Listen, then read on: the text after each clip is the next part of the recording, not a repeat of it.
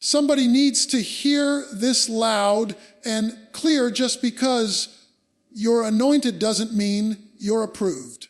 Just because the oil flowed doesn't mean the process is finished. We live in a time where people mistake platform for purpose and gifting for godliness. But let me set the record straight. Anointing is not applause. It's assignment. It's not a reward. It's a responsibility. The oil comes not to crown you, but to commission you. You weren't anointed to sit. You were anointed to serve, to war, to build, to break chains, and to glorify the one who sent you. Key point 1T. The anointing is the beginning, not the end. Being anointed is not the destination. It's the launching pad. Too many think the moment they get anointed, they've arrived. But no, the anointing is God's way of saying, now the real work begins. David was anointed king but went back to the sheep. Why? Because the crown doesn't come before the call is cultivated. You can't skip the process just because you've been chosen. Key point 2, assignment requires preparation. Don't confuse being chosen with being ready. God may have anointed you in public, but he will prepare you in private. That anointing puts a target on your back. It draws adversity, jealousy, and spiritual warfare. Why? Because the enemy doesn't fear someone who's admired. He fears someone who's assigned. The anointing brings assignment, and the assignment demands endurance. Key point 30, the anointing will test you before it elevates you. There will be wildernesses between your anointing and your arrival. Jesus was anointed at the Jordan, but then he was led into the wilderness.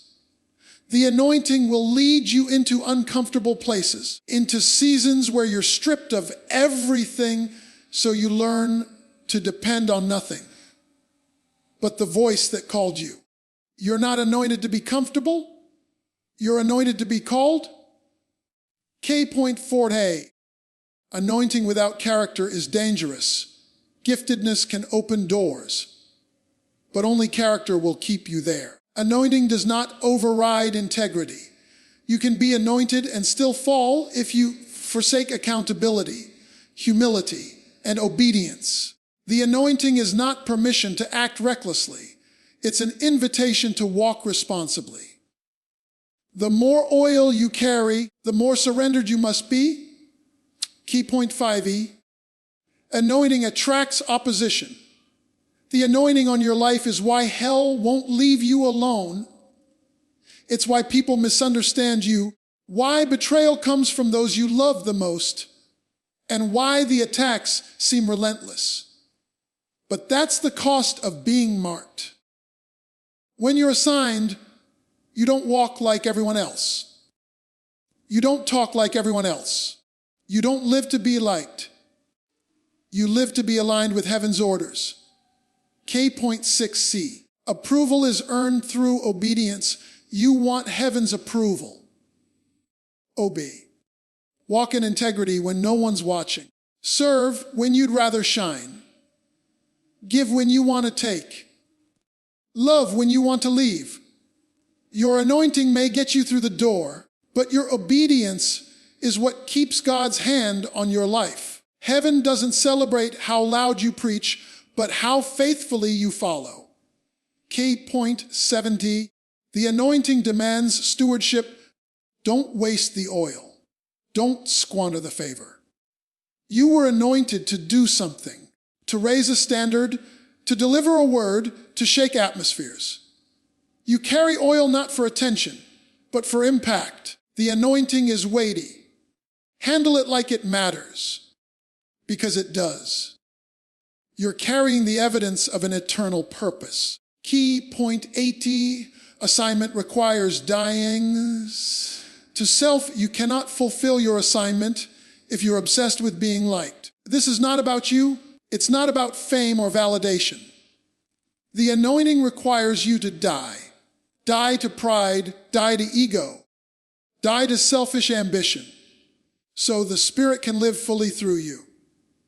When you're truly assigned, you don't need applause. You just need God's "well done." Key point 90. The anointing isn't temporary, it's transformational. When God places His oil on you, it's to transform lives through you. You're not just gifted, you're graced. And grace doesn't come to make you great. It comes to make Him visible. Your life becomes the platform where heaven touches earth. Every word, every step, every sacrifice becomes a testimony of what God can do with a willing vessel. Key point Tundi: stay humble. Stay focused. Stay faithful. Don't let the anointing make you arrogant. Stay rooted. Stay broken. Stay teachable. Keep your heart pure and your hands clean. This isn't about being impressive. It's about being obedient. If God called you, He'll equip you. If He equipped you, He'll sustain you. But don't mistake His calling as a stamp of perfection. It's a summons to walk by grace every step of the way. Closing words. So walk with the weight of the oil, not with the pride of the platform. You weren't anointed to be celebrated. You were anointed to be sent. You weren't chosen to be praised. You were chosen to push darkness back.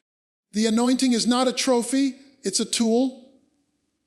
And when you realize your anointing is an assignment, you'll stop waiting for approval and start walking in purpose